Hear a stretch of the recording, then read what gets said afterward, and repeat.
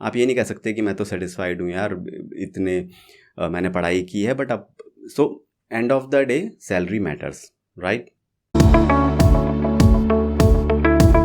Hello दोस्तों, कैसे हैं आप।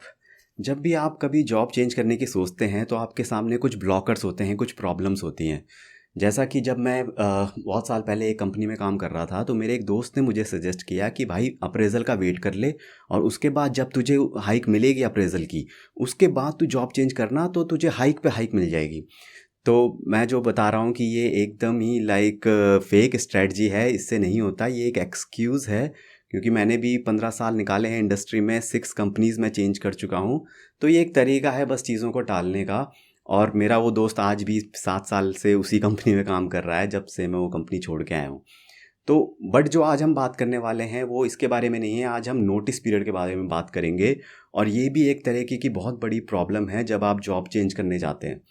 क्योंकि जब नोटिस पीरियड आपका बहुत ज़्यादा होता है तो आपको इंटरव्यू कॉल्स बहुत कम आती हैं।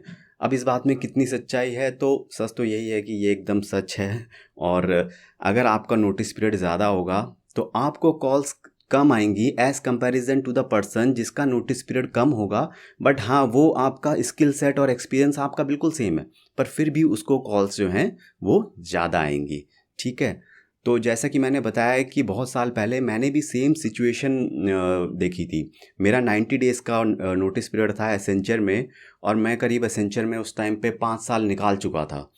और उसके बाद मुझे जॉब चेंज करनी थी कंपनी से, बिकॉज़ को क्या चाहिए था कि न्यू चैलेंजेस, न्यू टेक्नोलॉजीज़ और बहुत सारी चीज़ें भी और चाहिए थी। बट सच्चाई में तो वैसे मुझे उस टाइम पे अपनी सैलरी से बिल्कुल भी सेटिस्फेक्शन नहीं था, मैं सैलरी बढ़ाना चाहता था एक्चुअली।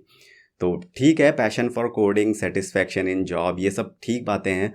बट अगर आपको अपनी काम की सही सैलरी नहीं मिल रही है ना, तो आपने के पेरेंट्स ने और आपने जो भी मतलब इन्वेस्ट किया है अपनी पढ़ाई में, वो सब फिर आपको रिटर्न नहीं मिल पाएगा। तो आप उनके लिए आंसरेबल हैं, राइट। आप ये नहीं कह सकते कि मैं तो सेटिस्फाइड हूँ यार, इतने मैंने पढ़ाई की है, बट अब so end of the day salary matters, right.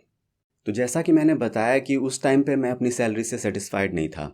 तो तब मेरे को 2 आइडिया आए। पहला आइडिया कि भाई अपने मैनेजर के पास जाऊं और बोलूं कि मेरी सैलरी हाइक कर दे। तो मैनेजर क्या कहेगा कि ठीक है भाई, हो जाएगा और अप्रेज़ल आएगा एंड तब तुम्हें बिल्कुल मिल जाएगी नई सैलरी हाइक भी।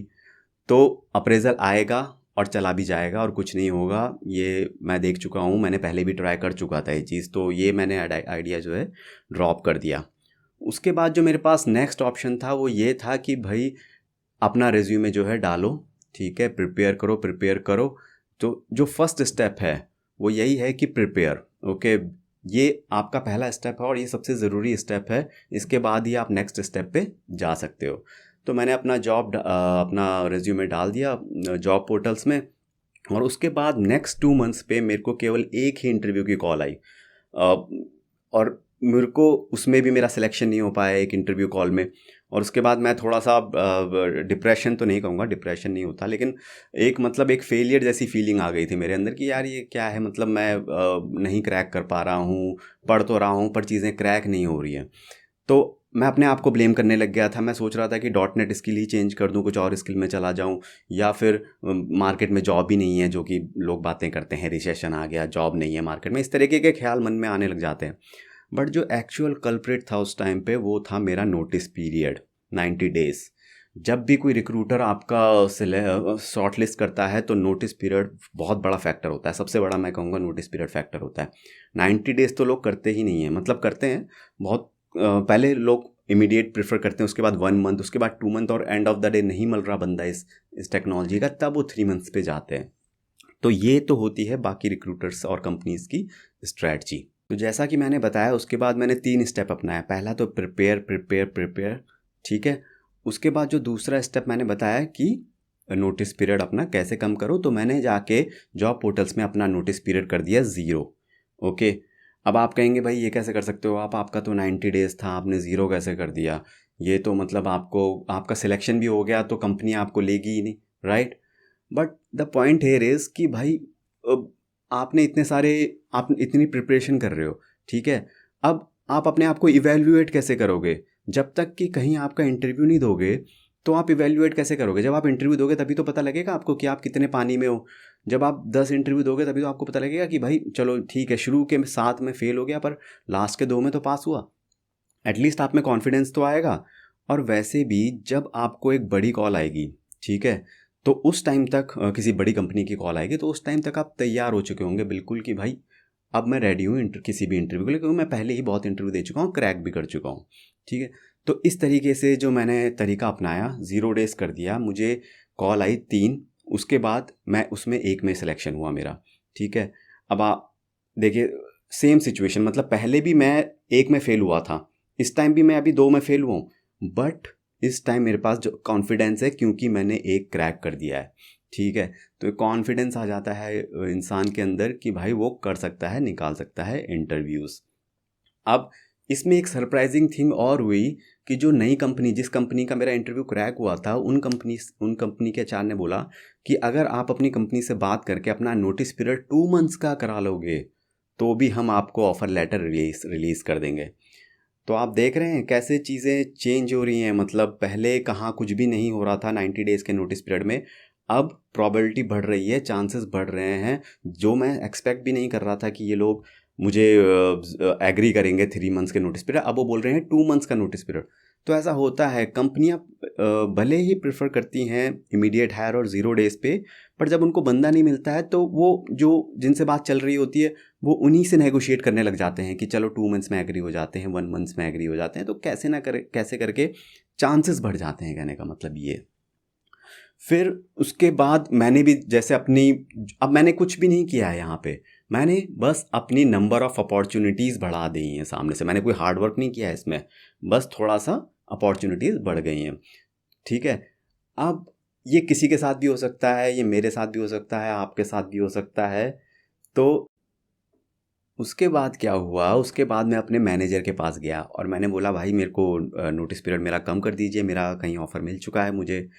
तो मेरे मैनेजर ने मुझे ऐसे देखा कि मैंने उसकी दोनों किडनी मांग ली हूँ। उसने कहा ये तो हो ही नहीं सकता, ये तो दुनिया का सबसे बड़ा क्राइम है, नोटिस पीरियड कैसे कम हो सकता है। ठीक है, और फिर उसने उसके बाद बोला कि भाई तुम जॉब चेंज के लिए देख ही क्यों रहे हो, तुम्हारा तो अगले साल प्रमोशन भी ड्यू है और तुम्हारा जो ये H1B वीज़ा है वो भी अभी प्रोसेस में है।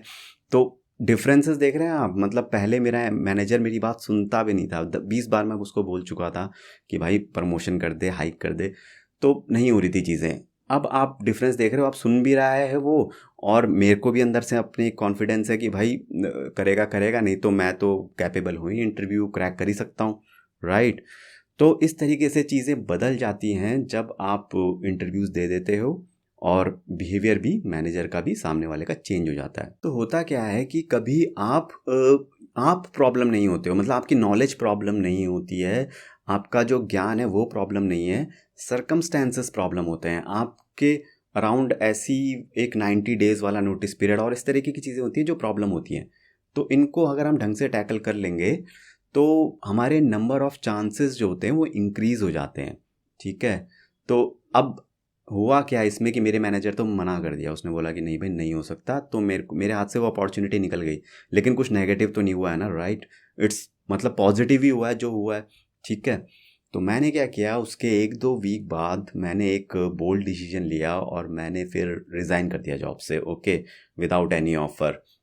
और पहले महीने तो नहीं, पर दूसरे महीने मेरा एक सिलेक्शन हो गया किसी दूसरी कंपनी में। उसके बाद मेरे बच्चे भी आई थिंक 1.5 महीना था और सामने वाली कंपनी भी एग्री हो गई कि चलो ठीक है 1.5 महीने बाद आ जाएगा। पर मैं वहाँ भी नहीं रुका और मैंने फिर जब लास्ट महीना था मेरे नोटिस पीरियड का, उस टाइम पे मैंने धड़ाधड़ इंटरव्यू बहुत सारे दे दिए और बहुतों में रिजेक्ट भी हुआ, बट हु केयर्स, मतलब। और बहुत सारे मेरे साथ ऑफ़र लेटर भी मेरे को मिले और एक मेरे पास बहुत सारे ऑप्शन हो गए। अब ये मल्टीपल ऑफ़र लेटर्स वाला जो है वो कभी और डिस्कस करेंगे कि इसको कैसे हैंडल करना है। बट ये जो तीसरा स्टेप है ये आपका रेजिग्नेशन है। तो बेसिकली अब हमारे पास 3 स्टेप है। ठीक है, अगर मैं किसी को भी सजेस्ट करूँगा तो मैं ये कहूँगा कि भाई अगर तेरे को जॉब छोड़नी है तो 3 स्टेप है। अगर तेरा नोटिस पीरियड की प्रॉब्लम हो रही है तुझे, पहला स्टेप तो प्रिपेयर कर ले अच्छे तरीके से, ओके। दूसरा स्टेप इंटरव्यू दे ले, उसके लिए भले ही तुझे नोटिस पीरियड को जॉब पोर्टल में 0 रखना पड़े, ठीक है, ट्राई कर ले। जो तीसरा स्टेप है जो रेजिग्नेशन वाला है, ये मैं सजेस्ट तो नहीं करूँगा किसी को, क्योंकि ये इसकी बारी आती ही नहीं है। मोस्टली ये होता है कि आपका कभी कभी आपका मैनेजर अच्छा निकल जाता है, मतलब वो आपको समझता है कि आपकी इस कंपनी में नहीं जम रही है, नहीं हो पा रहा है, तो वो आपको रिलीज़ कर देता है। कभी ऐसा होता है कि आपका बेंच पे होते हो तब भी आपको एचआर रिलीज़ कर देता है, क्या करेंगे आपको बेंच पे बैठा के। तो ये जो तीसरा रेजिग्नेशन वाला है, ये चांसेस बहुत ही कम आते हैं, और अगर आए भी और आपको देना भी पड़े, बहुत ही मतलब आपकी बुरी हालत है, मतलब आपको जॉब चेंज करनी है, सैलरी का प्रॉब्लम है या जो भी है, नहीं बनती मैनेजर से, तो उस टाइम पे आप ये स्टेप लो, रिज़ाइन करो। बट ये याद रखो कि आप इस रेजिग्नेशन को वापस ले सकते हो, ठीक है। लोग कहते हैं कि भाई रेजिग्नेशन वापस नहीं लेना चाहिए, ये बेइज्जती वाली बात है, ऐसा कुछ नहीं होता है, ठीक है। मैंने बहुत लोग देखे हैं जो चुपचाप से रेजिग्नेशन डालते हैं, चुपचाप से वापस भी ले लेते हैं, ठीक है। इसमें कोई अपना ईगो वाली बात नहीं है, तो वापस ले सकते हैं आप अपना रेजिग्नेशन भी। तो ये थे मेरे 3 स्टेप जो मैंने बताया आपको, जो मैंने फॉलो किए। उस टाइम तो मैंने ऐसा नहीं सोचा था कि ये 3 स्टेप हैं, या उस टाइम तो ज़रूरत थी बेसिकली मेरे को किसी ना किसी तरीके से चेंज चाहिए था। मैं बोर हो चुका था काफ़ी, सैलरी भी थोड़ा हाइक चाहिए थी।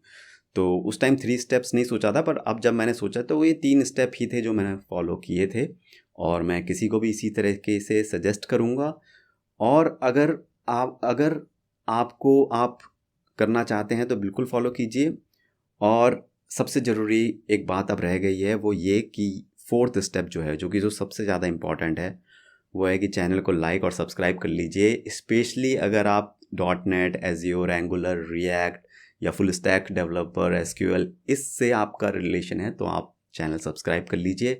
और अगर आपको कोई प्रॉब्लम लगती है अपने करियर में, तो आप वो प्रॉब्लम कमेंट सेक्शन में डाल सकते हैं, और मैं आपको अपने एक्सपीरियंस से, क्योंकि वो मैंने इतने साल इंडस्ट्री में गुजार लिए हैं, कि या तो वो चीज़ मेरे साथ हो रखी होगी जो आप अभी फेस कर रहे हैं, या फिर मेरे किसी फ्रेंड्स के साथ हो रखी होगी। मतलब कहते हैं ना, हाँ, थोड़ा मतलब आइडिया लग चुका है कि किस प्रॉब्लम में किस तरीके से हैंडल करना चाहिए।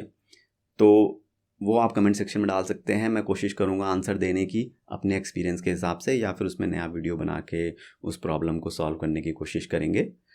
तो ये था आज का वीडियो, आई थिंक और कोई बात रह नहीं गई है।